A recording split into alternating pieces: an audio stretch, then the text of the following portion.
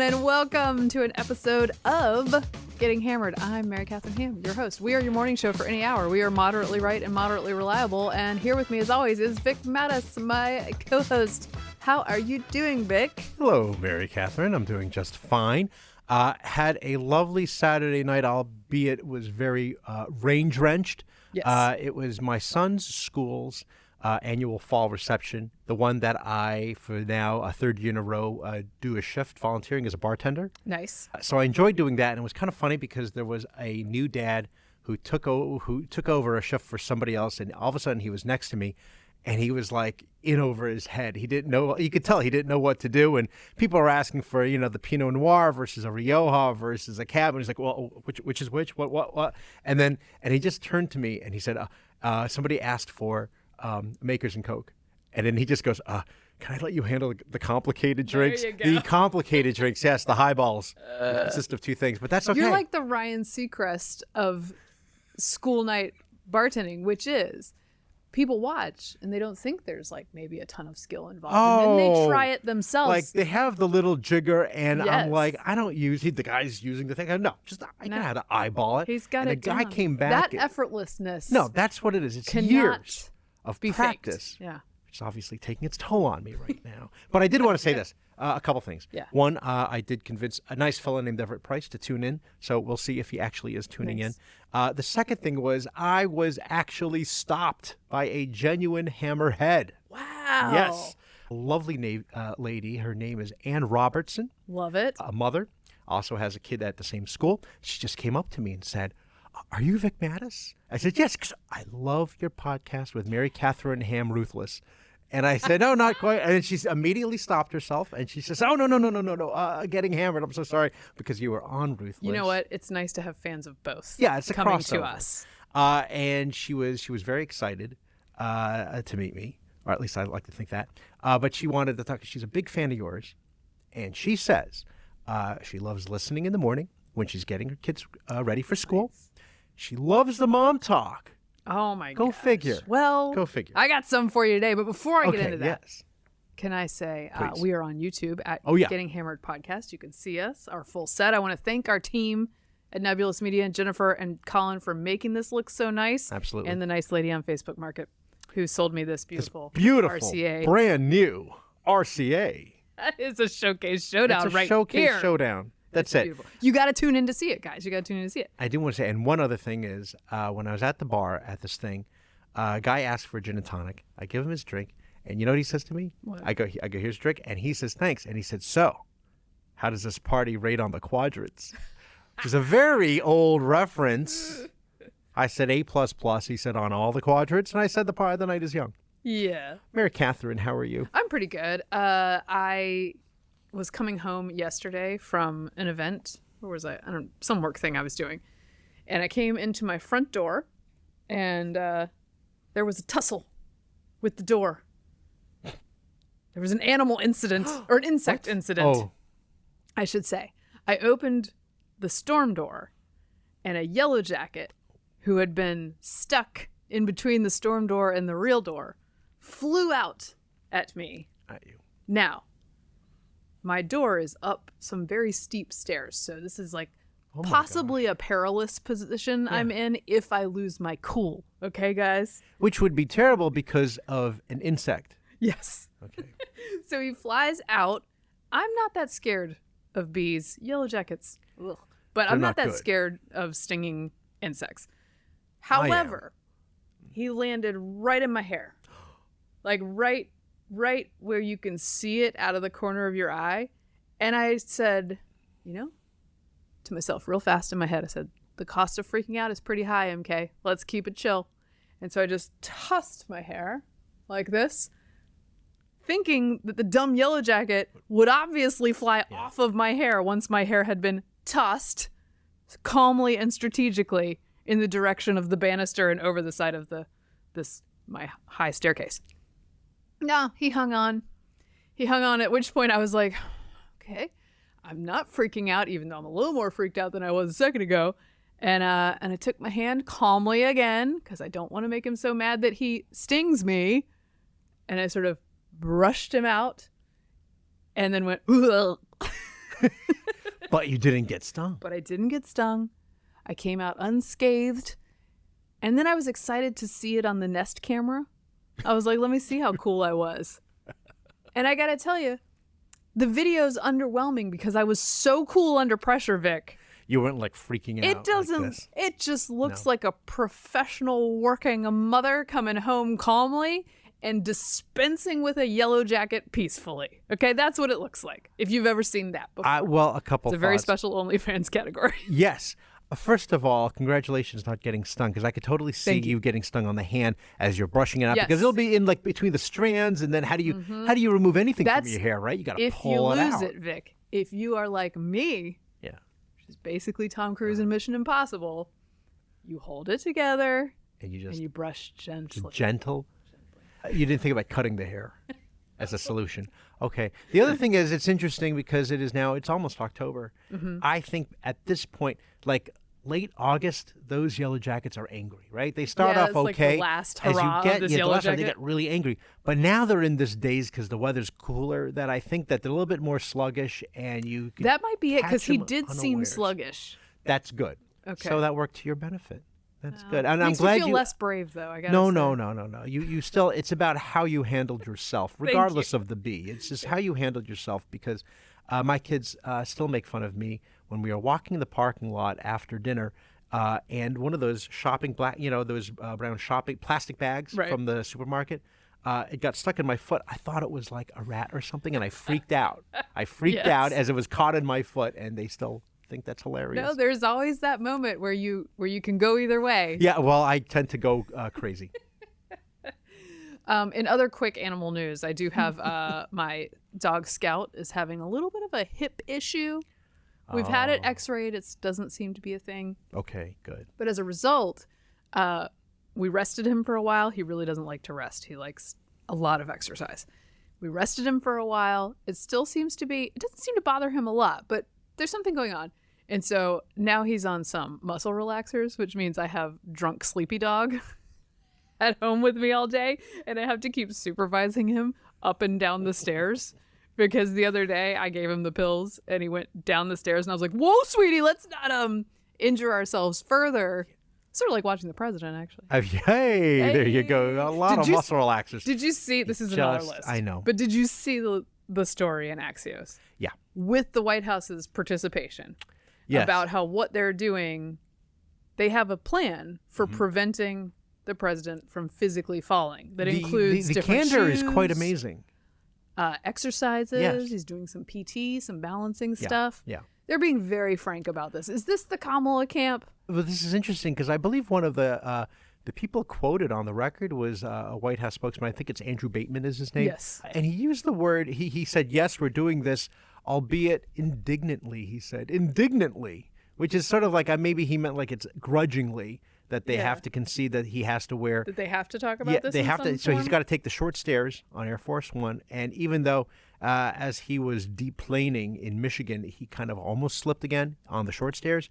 But the other thing is what we used to call health shoes. Yeah. Which is, they call it tennis shoes, which is being, well, I mean, sure. Yeah. Not that he's playing tennis in them, I don't think. I You don't never think know. But he works out for an hour and a half a day. I'm Nick. sure he does. Yeah, that's not good.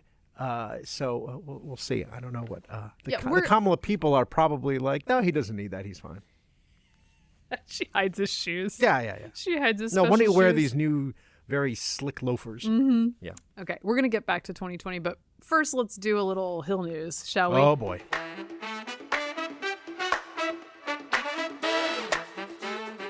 Look, I don't want to do it. In fact, it's a funny thing. So the government probably will shut down Sunday. Yes. However, basically nobody really wants to talk about this, because in searching for stories about it, normally you get this real up to the second back and forth about what's going to happen. And this week it's just I'm digging around for stories to try to decipher what's happening on the Hill, because everyone would frankly rather cover other things. Sure. Like Travis Kelce and Taylor, which we're going to talk about later as well. However, I did get some information, which I will pass along to you and try to Cliff Notes this thing for you guys. The government would shut down Sunday midnight Yes. if nothing passes. The House, as usual, is having trouble passing something. Kevin McCarthy was putting together a continuing resolution for 30 or 45 days, a sort of a stopgap measure with his caucus. However, his caucus only has, like a 4-vote advantage. It's a very narrow margin. So they really have to hold together on a plan. Members of the Freedom Caucus have not been keen on holding together as part of this group. Others in the Main Street Caucus and more moderates, of course, are at odds with the Freedom Caucus. I should also add that Matt Gaetz, who's sort of the spokesman of this cantankerous group, passive-aggressively, apparently leaving documents in bathrooms of the House, suggesting that they oust the speaker. Like changing table. Right. Which is that's such a move. Marjorie Taylor Greene, who has been an ally of McCarthy's on some things in the past, is not on the package he put together this week. So that sort of fell off. Now that doesn't seem like there is a real solution before Saturday in the House. However, the Senate is sort of calling the bluff. Now, what Democrats do, and what they did last time we came to an impasse, is that they wait for Republicans to do something, hope they blunder, and don't pass anything, and then just blame them. Yeah. Or that they can swoop in with their own thing. But basically, they rest on their laurels, even though they do control the Senate, and say it's their job to do this. That's right. It's their job to do this. Now, the Senate seems like, well, now we're going to have to actually do this. But the funny thing is, so they're going to maybe vote. By the time this airs, they may have voted already on a package. There is no language for it yet. This is coming from the Senate. It's very short term, maybe 4 to 6 weeks. That would be a CR. Right. The funny thing is, it has to be sort of conservative because they need Rand Paul's vote on it. Right. It's the flip of the House. And by conservative, I mean it has some of the limitations that the Freedom Caucus types were asking for in the House. For instance, there wouldn't be Ukrainian spending in this version because they have to keep Rand Paul, which means whatever they kick over to the House is not going to happen. In an attempt to make them vote on it. Right. It may not happen, or it could be not the worst version of this for the people that are upset about the House version. Did that make any sense? Well, I think it makes as much sense as they're trying to figure out who's going to get blamed. Yeah, and that's where that's what makes sense to them, is they're just trying to figure out, if I get blamed, then I'm not really going to be for this, and if I don't get blamed, let's shut it down. So I mean, if you're into the whole parliamentary procedure thing, this is like, you've hit the jackpot here. There's like 4 people who are into that. Yes. Michael Barone, maybe, stopgap spending, patches, patches. Discharge petitions, you name it. It's all it's an exciting all time. in the mix. And yet again, Speaker of the House Kevin McCarthy finds himself being held hostage by maybe 5 members. That includes, as you mentioned, Matt Gaetz and MTG, Marjorie Taylor Greene, Andy Biggs, Eli Crane, those folks, and Ralph Norman. Folks who you would consider parts of that caucus normally, like Chip Roy, Byron Donalds, were on board with the package that McCarthy had been pitching, which, by the way, it's a real open question whether that could pass the Senate. So there's problems coming from both sides here. Here's McCarthy just having a little bit of a gaggle about this. People want to close the government, it only makes it weaker. Why would they want to stop paying the troops or stop paying the border agents or the Coast Guard? I don't understand how that makes you stronger. I don't understand what point you're trying to make. But, there's always a handful of people who can stop anything. That same handful stopped us earlier in the year from doing anything on the floor. If the Senate passes as a bill to fund the government for a short period of time with no spending cuts that includes a supplemental for Ukraine and disaster aid, would you put it on the floor? I'd be shocked if the Senate passed anything. They were supposed to pass any appropriation bills for the last 3 weeks. They haven't passed one. That's his take for now. Okay. So I get it with what some of these renegade members of Congress are the statement they're trying to make, right? We spend a lot of money. And every year we always talk about we need to cut back on our spending, right? The deficit, the national debt, all these things need to be curtailed. And then every year everyone goes along with spending more. And this has been going on since the 90s. I get it. But these things a shutdown rarely works out in the Republicans' favor, No. where everyone, if you took a poll and said, whose fault is it? It's going to be the Republicans because you have the media on the side of the Democrats. You're going to send these news crews out to the Washington Monument to find the tourist family that traveled here all the way from Nebraska and they can't go on top of the Washington Monument, or go out to Mount Rushmore. Same thing. Can't see it now. A lot of tears, a lot of disappointment. Thanks, Republicans. So they're spending I know, but I get it. It's like $1.59 trillion. Well, it's a lot. And it's a lot. By the way, this would be the short-term 11th damages. The 11th shutdown in about 45 years or so. And yes, I think it's not likely to redound to Republicans' benefit. However, I will point out that an ABC reporter asked KJP about a finding in their most recent poll that said something different. Let's hear. Currently, the White House has made it very clear that it's on Republicans to avoid the government shutdown, not on the White House, but our latest polling shows that a higher percentage of Americans would actually blame the shutdown on the president and the Democrats, not on Republicans. Why do you think that is, and should the president be out there speaking more on this issue? We're going to be very clear. This will be a Republican shutdown, right? This is extreme House Republicans who have made it very clear that the chaos that we're seeing in the House, they are marching us towards a government shutdown. That shouldn't be happening. This shouldn't be happening. This is the job of Congress. One of the basic jobs of Congress is to keep the government open. A deal was made. So she just keeps repeating that this is a Republican shutdown, which you should expect from KJP, the She's White relentless. House, from anyone who is aligned with her, which is most of the press. Yeah. That's what will be repeated. So I wouldn't count on this ABC polling result holding. You also, in a government shutdown situation, I'm sympathetic because I think, my gosh, if we can't make priorities in more urgent situations, then when do we ever make priorities, right? That's Right. the disappointing part of this. However, do I think you're dealing with the root issues of debt and spending when you do a shutdown?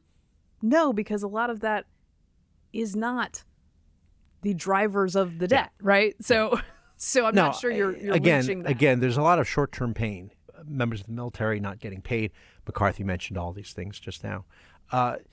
It is funny with KJP, the Republican shutdown. You see how they're working because it's the same thing with the Putin price hike. Extremist. They want fetch to happen.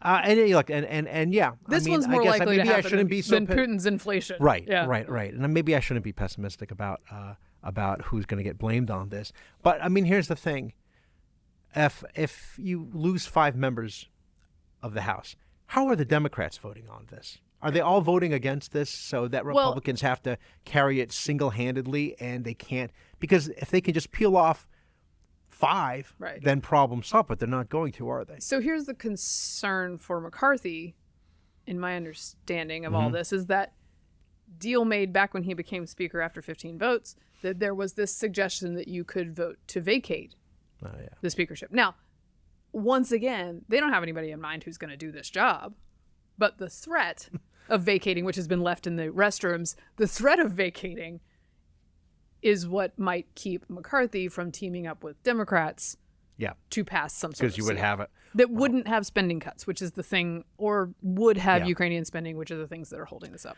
But I think that's what they need right now is for this. The stopgap spending patch needs to include that sort of funding. I'd like to think for Ukraine, but maybe that might not happen. These terms are just scintillating. I love these terms and funding for the border. They need to do something about the border, so they want to throw that in there. But in return for what do they want it for? Approval for 4 years of approved spending. That's a tall order. Yeah. Shall we say?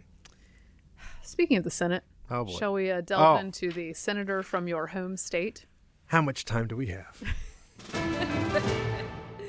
So, Senator Robert Menendez and wife, what's her name? Nadine? Arslanian. Yes, Nadine. Arslanian, excuse me. He's the chairman of the Senate Foreign Relations Committee. He was indicted on corruption charges by federal prosecutors, this is Friday, in a Manhattan court in an influence peddling scheme involving Egypt. The unsealed indictment revealed that Menendez's wife, Nadine, New Jersey real estate mogul Fred Davies, and 2 other business associates are being charged alongside the lawmaker led by Southern District of New York Attorney Damian Williams. In June 2022, investigators conducted a search of Menendez's residence in New Jersey and found $100,000 worth of gold bars nearly $500,000 in cash, much of it stuffed into envelopes and hidden in clothing, closets, and a safe, or as they call it in New Jersey, just get preparing. And a brand new Mercedes-Benz C300 convertible. Okay.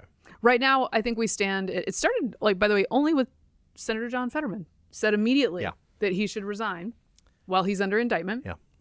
He has now been joined, I think, by at least 3 other senators. It may change. We are now, as of right before we tape the show, 18 Democratic senators. Oh, wow. It went way up while I was 12, not researching that. I had it 12, and then another 6 joined just now. Now, so as far away as Mark Kelly in Arizona. And before we get into the details of this, yes, what do they do if he refuses to resign? Because this is what happened with Northam in Virginia, where people said, oh, yeah, if there's this picture of him. Oh, right. They all did. They all came out and told him, you need to go. So Northam is our former Democratic governor of Virginia. Ralph He Northam. served before Youngkin won in 2021. He could not run for re-election. There's only one term in Virginia.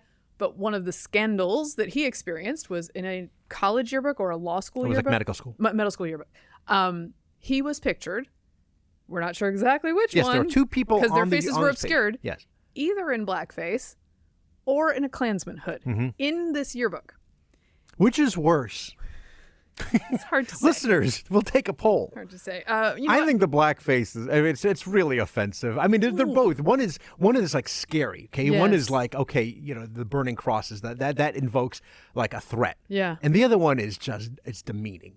It's demeaning. So they're both. I don't know. It's So, a draw. I mean, They're first of all, both equally offensive, but in different ways. Not to bring up old shit, but this whole thing was infuriating because we still don't have an answer for which one he was, by the way, which if it were the press corps asking a Republican, we would 100% know the answer to this They would have question. had DNA and everything. They actually, do you remember this?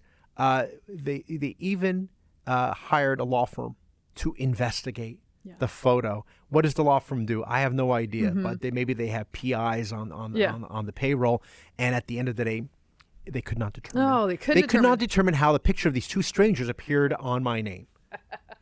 And when he had a press conference addressing this, he made some weird, awkward, sort of casually racist reference to Michael Jackson as well, and then started to moonwalk, and his wife had to he wanted stop to prove him. that he had the moves. That's a real thing that happened. At any rate, a bunch of Democrats were convinced after this mockery of his profession, even as a politician, which is hard to mock it, that they should call on him to resign. But when they did, he refused to, and they all just sort of shut up and went away. Yeah. And he didn't resign. Yeah, because what else are you like? So what were they going to do for Robert Menendez's case? Table for one in the Senate dining room, all alone with your navy bean soup. Well, and here's the thing is that if they all call for him to resign and he refuses, which is like this sort of Blagojevich was the first one who sort of tried to brazen his nonsense out and just like hold on. If he attempts that, the press probably will allow Democrats to just move on. Yeah. It would be a different story if it were a different party. Right. But I want to hear what you think about the details of this New Jersey business. Are you telling me New Jersey politicians get up to no good? Shocking, because New Jersey is, with a few exceptions like Chris Christie and Bridgegate and Robert Torricelli and Jim McGreevey and Newark Mayor Sharp James and Ab Scam. Other than that, just a few. Other than that, upstanding members of Congress or it's no Illinois. Yes, public servants. Upstanding. That's the Illinois. bumper sticker. Yeah, come on. That's pretty. That wouldn't be a bad one, right? Yeah. Rhode Island, for that matter. First of all, I think it's funny that we're going to be heading to a point where we're going to be talking about a Menendez trial that does not involve Lyle and Eric. Yeah. Do you remember that? Oh, I do. That's before, maybe a lot of younger listeners will not remember. That's pre-OJ trial that everyone had to tune into. That was the trial of the century until OJ. It was, and it was a trial that I believe inspired Oliver Stone's Natural Born Killers in part, and also aspects of The Cable Guy as well with Jim Carrey, because it's our obsession with these things. This is different. What do I think? Okay, so as I mentioned, New Jersey does have a rich history of this sort of thing. Chris Christie being very petty, or at least the people underneath him were petty. No, it's unclear I'm gonna, about like, shutting down a lane. I'm gonna a little bit Fort- stick up for Christie here because they did do a bunch of Maybe they investigations and never found out that Sure, he knew. But that's right. And all they did was close one lane in Fort Lee going into. But if you ever driven in that area as you're on your way to the George Washington Bridge, that's a nightmare. Yeah. Okay, it's bad enough when the lanes are open, let alone you close is one. it Okay? gold bars level? Okay, well, that's exactly. Okay, so here's the thing. Robert Torricelli, a previous senator, also had to step down because of corruption charges. No gold bars in that one. There was like a flat screen TV, a fancy suit, but nothing like that. And I want to go all the way back. Oh, Jim McGreevey, which Oh, it was remember because that he one. was paying an advisor on the side, but he wanted to make it about the rest stop arrest, where Jim McGreevey Yeah. was arrested at a rest stop because apparently people go to rest stops not just to get more gasoline. I've heard. Yes. It wasn't a chip stop. No, it was like that song on Skinny Bop, like gasoline, you want to pump me. Okay. Okay, I'll just sorry. And remember the That's a rest of it? classic. And leave me when you get your fill. And do you remember? So he spoke in front of the assembly. Yes. And remember what he said, Jim McGreevey, his opening line: Oh, I remember it. I'm going to let you have it. "I am a gay American." And Robert Menendez tried to pull the same thing. He did indeed. Can I read you the Please quote? do. Those behind this campaign simply cannot accept that a first-generation Latino American from humble beginnings could rise to be a U.S. Senator and serve with honor and distinction. To which I say, let them fight. Let the identity good. politics Yes. people Yes. fight. Alexandria Ocasio-Cortez was very quick to shoot that down. She goes, "Nope, you can't play the race card." And I'm going to tell you. Why can't he? Well, that's exactly right. Why can't he? Also, he deserves his day in court. Why Russia? He's there. Okay. I'm getting ahead of myself. Okay. The other one I wanted to discuss was Ab Scam, and that's another New Jersey controversy. If you're not familiar with it, the movie American Hustle Yes.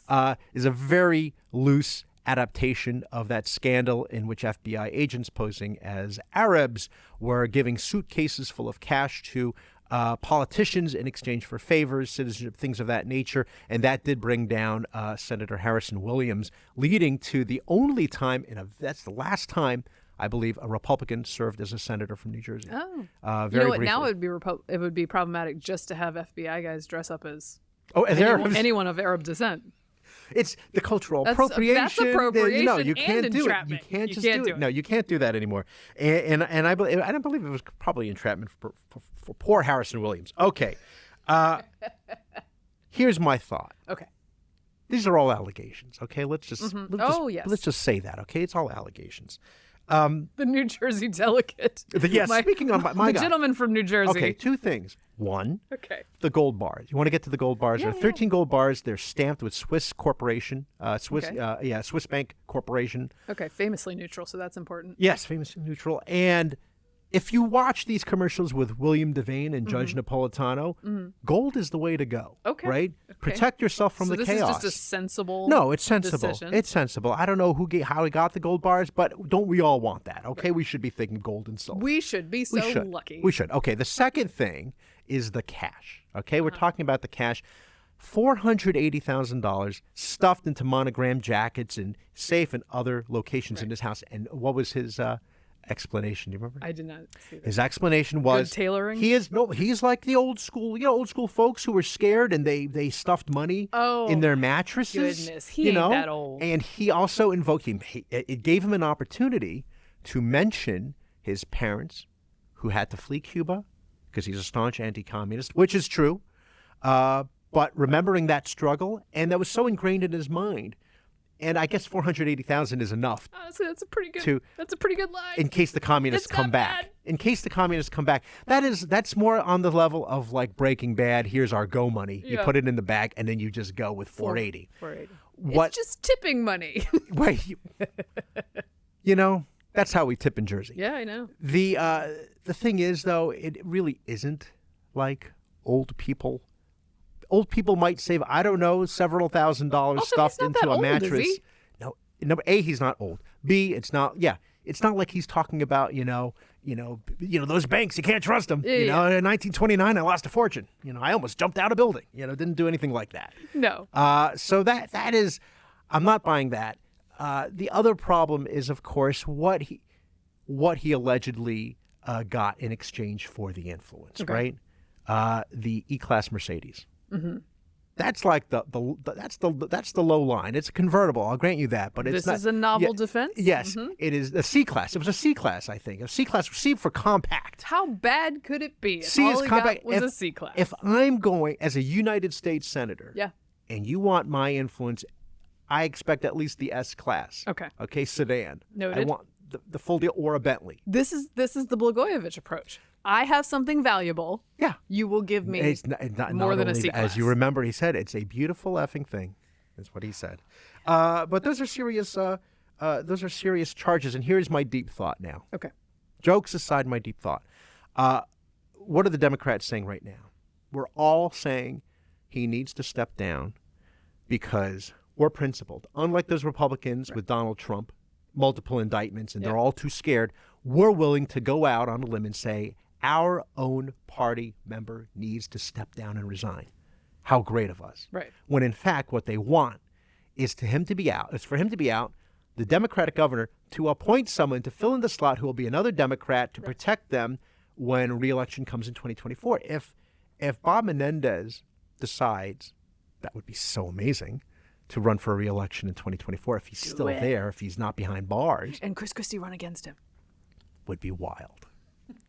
That's what they fear because in the Senate, their control of the Senate is very tenuous. Well, so and that's what they're really thinking about here. So let's well, I'll give them credit because it is the right thing, Mm-hmm. I think, with charges this bad to say like, hey man, you can run again if it turns out you're exonerated, but my goodness, gold bars. Okay, so there's that. Also, the Trump team has taken to Twitter occasionally since this broke to say like, well, we should have his day in court too. Thumbs up. An alliance on the mild defense of the Bob Menendez. That is charges. the Washington Free Beacon position as well. Please stick this. This could take years. Yeah. By the way, Due process, as we always say. by the way, he was indicted in 2015. Yeah. They didn't get him on it. And then, was it 2017 or 18? There was a hung jury, if I remember correctly. The Solomon Melgen case. He walked away from that Yeah. and immediately, allegedly, started doing this. Well, I mean, He was like, well, I guess they're not going to nail me. Let's try again. He had a good lawyer, and it's the same lawyer as it's Abby Lowell. He's back. He's got those are two big clients, You know what? among others, I'm sure. Abby Lowell doing the Lord's work. And look, he got him off the last time. He did. He did. But I mean, Not in it the would Hunter be Biden sense, but in a different. Boy, I just threw that up. That was a softball. Let me just say. So my last thought is, as a Democrat, he was not one of these far left senators that would drive you nuts. Right. Corrupt, quite possibly. We can't have nice things. He was we can't because he was a staunch anti-communist, right? I do He appreciate was a that. friend to Israel, an enemy of Iran, and he did many great things for the state of New Jersey, including the Museum of Science and Trucking and the Esplanade. Oh, sorry, that's The Sopranos. I get confused. All right. I'm done. Moving on. Let's do a little 2020 talk. It's 2024, excuse me. I know what year it is. It feels like 2020. Like I actually That's wrote, why. It I feels wrote like it's 2020 in my notes by accident. It's fine, guys. No. It's nothing. Did I mention I was almost stung in a harrowing run-in with a yellow jacket? Okay. All right. 2024 talk. I want to run through a few poll numbers first, just Okay. because they're kind of remarkable. This is the ABC Washington Post poll. Oh, yeah. President Joe Biden's approval rating is 19 points underwater. His ratings for handling the economy and immigration are at career lows. A record number of Americans say they've become worse off under his presidency. 3/4 say he's too old for another term. And Donald Trump is looking better in retrospect. All severe challenges for Biden in his re-election campaign ahead. The top line is that Trump edges him out by 51-42 in a head-to-head matchup. Now, this is an outlier. That's what they're saying. They were quick. sure. They were so quick to point this out. A push poll, outlier, the whole deal. Well, so here's the Nothing question. to see here. There's a lot of very bad news in here for Biden. Even if it's Extremely not that, something's going on. Yeah, even if it's not a 10-point lead. The idea that Trump, of all nominees, would be able to break out of essentially a 50-50 nation and get even a 4 or 5 point lead over Biden would be remarkable. Right. Now, a lot of things are at play here. A lot of things will change along the way, including the fact that Donald Trump will have to actually be in court throughout this race. Yeah, like over the day and over before again. Super Tuesday was that? I don't know if they might have postponed it, but So, but there's a lot going on here. My question is, and what some have wondered, I was actually on Jesse Waters' show last night, and he was floating, is this part of a bit of a Washington Post campaign to boot this guy? Like, he needs to find his way to the door, because we had Ignatius's column. yeah. Now, I would There say was 2 other columns since then. yes, and I will say Max Boot's column was sort of a punch from the other direction, because Yeah. Max Boot's column was, he's terrible. There's no one you can replace him with. Yes. Oh no. Yeah. And Max Boot's emphasis was the Kamala Harris problem, wasn't Yes, it? That was yes. that was his concern. Which it shows up in these numbers too, because when they were asked who could run instead, Kamala is not ahead of No. Robert F. Kennedy Jr. I mean, she's like maybe 1 point below him. They've seen her on stage. They've seen her perform, and it speaks for itself. And I know she has defenders who would say that she just hasn't been given a chance, or the vice president's job is you do nothing except for, I don't know, handle the border. And that, really what she needs is a real opportunity to shine, and she hasn't been given that opportunity. And of course, the racism, sexism angle, Oh, yeah. which I am dying to ask these people who say that the only people who don't like Kamala are racist and sexist. I want to ask those people, would they vote for Condoleezza Rice if she was running for office? That's not- Because they would be, what would they say? That doesn't They'd count. say absolutely not. just like It's ideological. I'm pulling this from out of thin air, but Katie Porter was profiled last week. Did we Oh, talk about really? this? No, we didn't. Katie Porter, who's going to run for Senate in California as a Democrat, she is a representative of the Orange County area, liberal woman, said in a Washington Post profile that it doesn't help equality to elect somebody like Joni Ernst. That doesn't really cut it. Because Joni That's Ernst right. is just like a female veteran who's very competent in doing the job for Iowa, but doesn't count. Similarly, Doesn't. Condoleezza Rice. Yeah, Doesn't count. doesn't count, because what matters is what we believe. Mm-hmm. So we'll just toggle back and forth. Okay. Of note, in the NBC News poll, finds Republicans with a 21-point advantage on which Yeah. party better handles the economy, with 49% of registered voters picking the GOP and 28 picking Democrats. That is the largest lead Republicans have held on this question in our poll dating back to 91. So it's right. not just issues with him, No. with Biden, which there are many, Yeah. including with a majority of Democratic voters. And the numbers just go up with independents and obviously up with Republicans. But it's this central issue, Right. which is the economy, which they named after Biden. By the way, Yeah. is that part of the op to get him to walk out the door? Because now that you've hung it on Biden, perhaps you could get rid of him at the top of the ticket and be like, well, we didn't do that. These are not Harris-nomics. I don't blame them for coming up with the idea of Bidenomics, because it sounds so good, and not every name works with the nomics, right? So Oh, so they were- Reaganomics works good. They were simply wooed And by Biden, the- it's going to be great. The economy is going to work out. We'll point out all these various numbers. Wouldn't work on Matus, not Hamnomics. No. Matusnomics does not work. But Bidenomics, how can you resist? But now, it's they got to own it. honestly, I think that's the level of thinking over at the White House and No, the really, it is. campaign.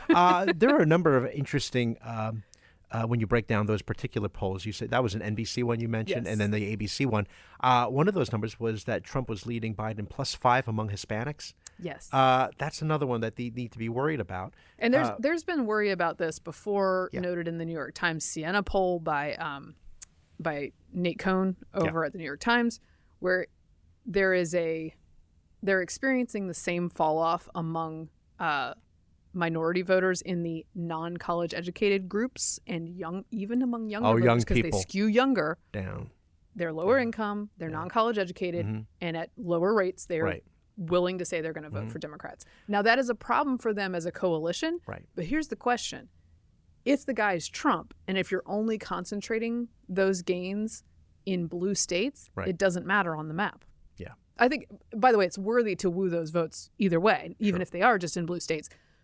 But I'm not sure that where they are located Right. ends up netting you a lot. That's right. That's right. So it'll be interesting. It is really quite amazing if you stop and think about those particular numbers, even if the margin isn't that large, that still Americans in general favor Republicans over Democrats when it comes to the economy. Right. And in previous polls, education.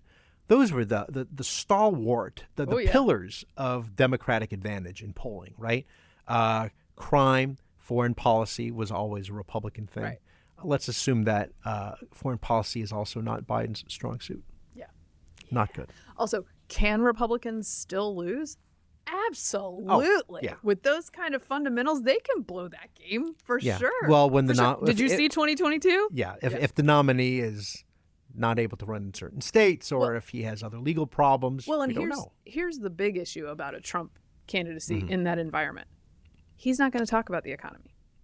Oh no, even when he should have and could have, he loved talking instead about himself and grievances. He's going to go. He's a victim. He by the way, loves talking about being a victim. He will be at the UAW picket line, I guess. He's going to Michigan Okay, to stand with some labor workers, which is an Illustrative. Biden was just there. Everyone's picking the side of labor. He said because Trump said he was going to Michigan, and then Biden said, no, I will go Beat him to stand it. with them. Yeah. Now, even though my mandates are the ones that have, made the industry all for they say. Something like Allowed to that. say that? Yeah, sure. So he's going to Michigan, which is illustrative of an interesting division between more traditional conservatives and the more populist. Trump, and there was a point to what I was saying, and I lost it. Well, Feel free to use that. everyone's focused on Wayne County, right? Because they think, I was going to say, there you go. if Trump's going to Michigan, ostensibly he'd be talking about labor and quality of life and people being able to afford things. But let's just see how long he spends on that. Before he At ends up that talking event. about the trials. Yes. Yeah. Let's put a stopwatch on that one. Yeah. Yeah. That's. We do have the debate upcoming. Oh, yes. Now, there are, I believe, 6 candidates on the stage this time, so it will be fewer than last time. I think we have. I'm not doing a ton of debate preview here. We will follow up on that later this week. But I think we have sort of the same situation we had last time, which is luckily with fewer candidates, so somebody has a chance to make a bit more of a splash. DeSantis and Haley are most poised to be able to do that. Haley sort of leapfrogged Tim Scott in the polls when she had an outstanding performance in the last debate. Yeah, she did well. She certainly shows great promise, particularly with, and this is anecdotally, and I think you see it in polls too, with women voters who are keen on her, which is a very important thing. Yeah. Ron DeSantis at this point is hanging all his hopes on Iowa, and he had a good performance last time, but you got to have a breakout performance / knockout performance of other people on the stage. You know who did great in Iowa? Pete Buttigieg. Just saying. You my really Eddie need Murphy to. laugh. Hopefully, it's. I get it.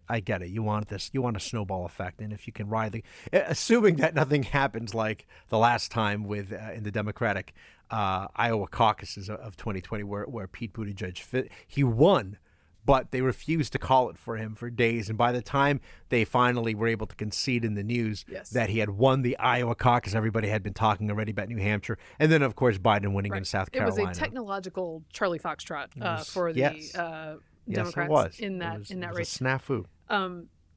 But Ron DeSantis has, it turns out, 2 debates upcoming. Yes. Not just the one this week, but he will face Governor Gavin Newsom, Democrat of California. A non-official, Yeah. non-sanctioned Yes. debate. This is like Thrilla in Manila. This one will air on Fox. By the way, this week's debate is Dana Perino and Varney from Fox Business. They'll be interesting moderators. I'm excited to see them. But this one will be during Hannity's 9 p.m. primetime slot. It will take place on November 30th, and it will be in Georgia. And Newsom's showing up for this, which is an interesting coda to our poll numbers story. Yes. Because these antics are to let everyone know that this racehorse is ready. There are backers and friends of Kamala Harris, the vice president, who off the record or on background have already spoken out and said this is not cool. Yeah. That DeSantis should not be doing this because we have a vice president. What are you doing? The statement was, this isn't cool. He might be good at this. You can't go out speaking cogently to a full audience without me. And Governor Newsom's response is, we're just having some fun. I'm just doing this for fun. So practice. It's just practice. So like I said, this is a November date. I'm excited about it for a couple of reasons. One, I think it gives DeSantis lots of room to breathe. He needs this. Yes. He needs this opportunity. Well, and that's why he's taking this opportunity. It's pretending that this is a general election debate in his mind. This is what it would look like. Well, and here's the thing. It's the general election debate that people deserve. Yeah. Right? We have small numbers on either We're not side. gonna get this. Are you either kidding side me? of the ideological spectrum who insist that we have these very old, enfeebled, semi-enfeebled, either legally or in their minds, folks that have to run against each other again. We're going to do that. But this would be a clash of worldviews by people who are very capable of communicating them. I don't like Newsom. I don't agree with Newsom. But he can communicate. Yeah. And that is something I'm sure that DeSantis has considered in taking this opportunity. Newsom, of course, wants to launch himself into the conversation about like why. Yeah. Let's put him. I'm on not the running, stage. but I am. Right. I have two thoughts on this. One is I'm intrigued by Sean Hannity's role in all this and pulling this off. Now, Well, he also, had Gavin Newsom on his show before. It telegraphs some confidence from one Gavin Newsom. Well, whether this is overblown confidence, I don't know. Kind of like his hair. But going on Fox. Yeah, going on Fox, adjudicated by Sean Hannity. This is obviously more friendly ground for DeSantis. So interesting that he's taking. It is. Sean Hannity is turning. He's like Frank Sinatra when he reunited Dean Martin and Jerry Lewis at the telethon. He's bringing people together. So beautiful. Okay, so I get it. Two sides, are two different sets of beliefs about where this country should be headed. But for me, I have one basic question for Gavin Newsom, which is yes, he's well spoken, he's very slick, the hair, he's coiffed, better than me. My question would be, why would we want our states to look like California, right? Aren't people leaving that state in droves, and why? Thank you, Mr. Matus, for your question. We appreciate. Oh, if that was real, I'd be like this. We appreciate you being in the town hall audience for this fake presidential debate that we're holding. Look, I think that's the question that they'll argue about a lot, and that's the other reason I'm glad you said that, because it leads to my most favorite reason that this is happening. Yes. Which is that I desire a reckoning on COVID governing. Yeah. And this I hope they bring it up. Is the place where you could get that real deal. I have 3 words for you because I already know the answer. Because I have the Gavin Newsom cheat sheet already. 3 words. Mistakes were made. Well, and then the whole press will be like, so magnanimous and wise of him to recognize humility. the things That's that he something did you don't wrong. see in Washington that's anymore. What we is need you don't see it. more of. And DeSantis is over here like, I mean, we could use more of being right the first time. That's a thing. He did close the beaches down for a little bit. Long enough for that. The Grim Reaper. Not long enough to keep the Grim Reaper away, who dressed up. And Where is the he beaches. now? Okay. Another sign, by the way, that he wants to run.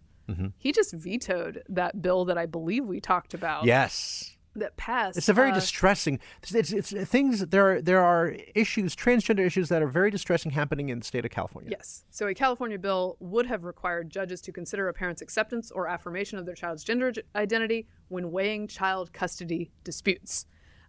He vetoed it. Said he urged caution that the bill's approach could be used to, quote, diminish the civil rights of vulnerable communities. Moreover, a court under existing law is required to consider child's health, safety, welfare when determining the best interests of a child in these proceedings, including the parent's affirmation of a child's.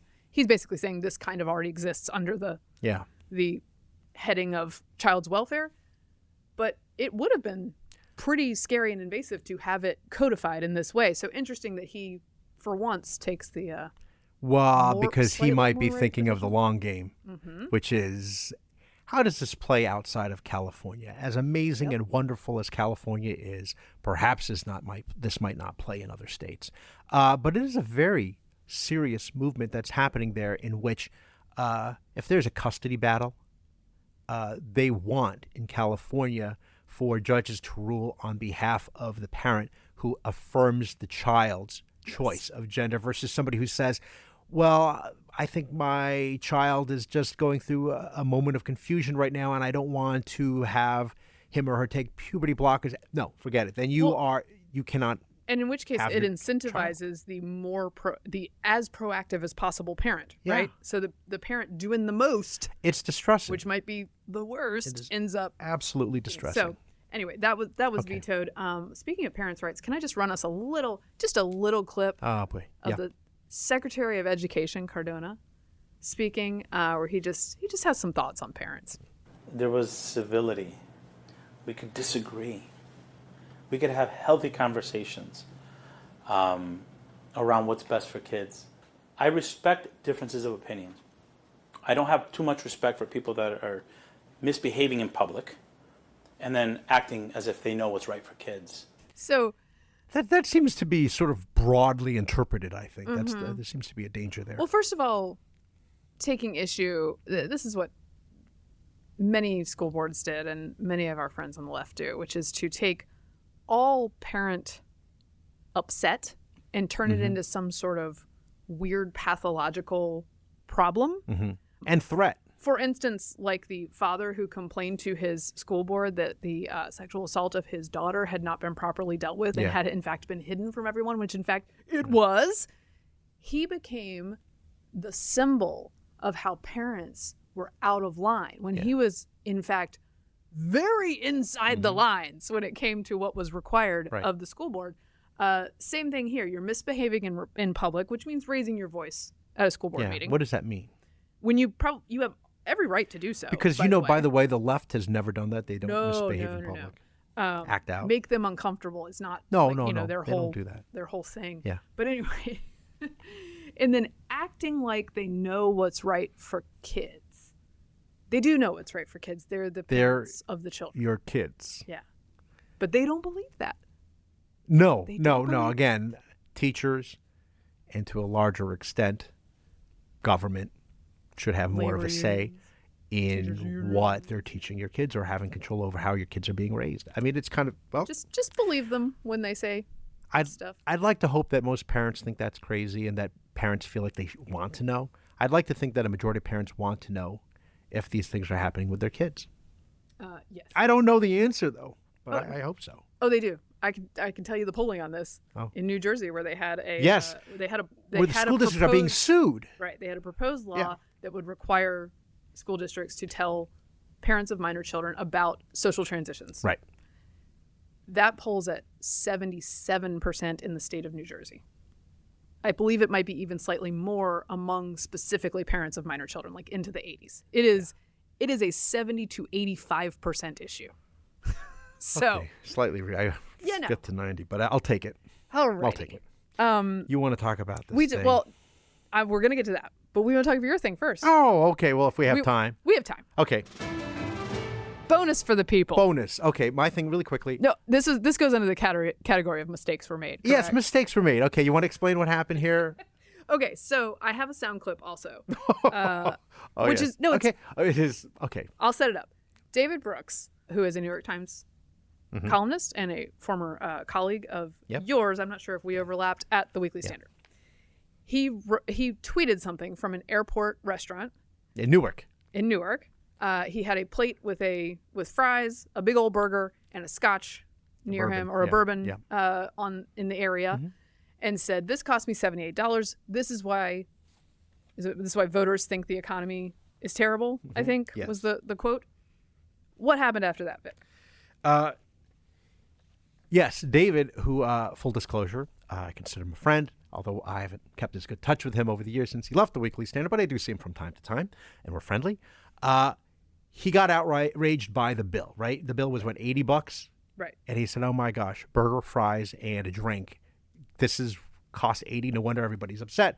He tweets it out, right? Because that's what you do now. Because you see something, you can't keep it in. You got to share it with the world. You tweet it out. And then not long after that, I'm sure people already started to poke fun at him about this and poke holes in the story. But then the restaurant, which is a barbecue restaurant in Newark Airport, they went to that. They went sounds to like his a real bad receipt. sell. Sorry, guys. They went to the receipt. Somehow they were able to figure this out.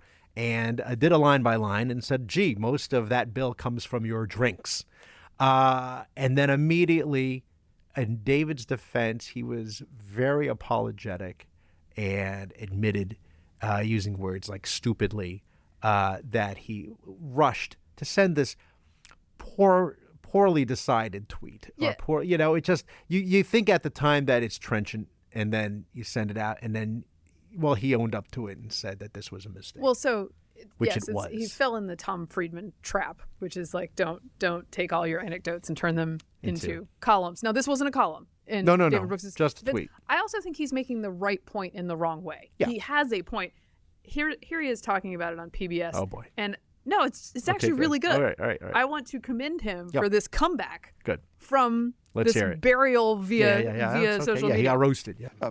David, before we go, I want to ask you about this tweet that you put out this week where, and we can put this up on screen, you posted this tweet that showed dinner that you were having at an airport and that it cost $78. And you wrote, "This is why the American people think the economy is terrible." You got roughed up a little bit online about this, but I'm just curious more about what you were trying to convey with that. Yeah, well, first it started out hatched in my mind as a joke, because if you looked at what I was eating, it was bourbon and a very fattening hamburger and fries. So it's delicious dinner. I can't afford to make bad lifestyle choices. But the problem with the tweet, which I wrote so stupidly, was that it made it seem like I was oblivious to something that is blindingly obvious, that an upper middle class journalist having a bourbon at an airport is a lot different than a family living paycheck to paycheck. And when I'm getting sticker shock, it's like an inconvenience. When they're getting sticker shock, it's a disaster. And so I was insensitive. I screwed up. I should not have written that tweet. I probably should not write any tweets. But that's advice we should all be taking. But I made a mistake, and it was stupid. But the one point that is maybe can be drawn, if anything can be drawn, was you can experience inflation as a chart with downward slope. Inflation's coming down. But the way we experience inflation day to day is as that moment of sticker shock. You're in the grocery store, you're at the gas station, and suddenly costs something way more than you anticipated. And for people who are less fortunate than I am, that is a disaster. And so we have to understand why we say inflation's coming down, but for people living and seeing those sticker shock moments, it doesn't feel that way. So fair. Correct. Good for you. I thought a real elegant. Yes. Adjustment to that message. David, knowing David, it's not like he's a big drinker and he had 6 rail bourbons that added up to the $78. Yeah. You could have one or two. Let's say this. Oh, one if bourbon you're having one bourbon at an airport. Yeah. At an airport, let's say. I mean, you get a beer at an airport. Top Shop, $20. it can get you $25 for a bourbon. So 2 of those would be $50. I do question the choice of pairing the bourbon with burger because I love both, but not together at the same time. I figure they need to be separately You know what? I think the internet was mad about that too. Yeah, I was mad about that part. But look, I was at JFK Airport on my way to England. It was like 10 p.m. I was finally able to de-stress, and I went to the Bobby Vans. This is at the British Airways / American Airlines new terminal. And he had a Bobby Vans. So just me alone, because we had time to kill, 10 p.m., and it was so good just to be able to relax. And I had one bourbon, and it was about $18, $20 bucks. So, it's real. It happens to the best of us. But I think what he does mention, which is also true, is the perils of social media. Yeah. Because you feel like you're compelled to, and be careful. That's all, because sometimes it could be really good. Yeah. But be careful. All right. Say, okay. Let's shut her down. Oh, that wraps up this episode of Getting Hammered. Remember, you can subscribe to us on iTunes, Google Play, Stitcher, and now YouTube. And you can follow me on Twitter at Victorino Matus. I'm at MK Hammer on Twitter, at MK Hammer Time on Instagram. You can follow us at Getting Hammered Podcast on Instagram and YouTube. You should do that. Long live Trav and Tay. We'll see where this is headed. This has been a Nebulous Media Podcast.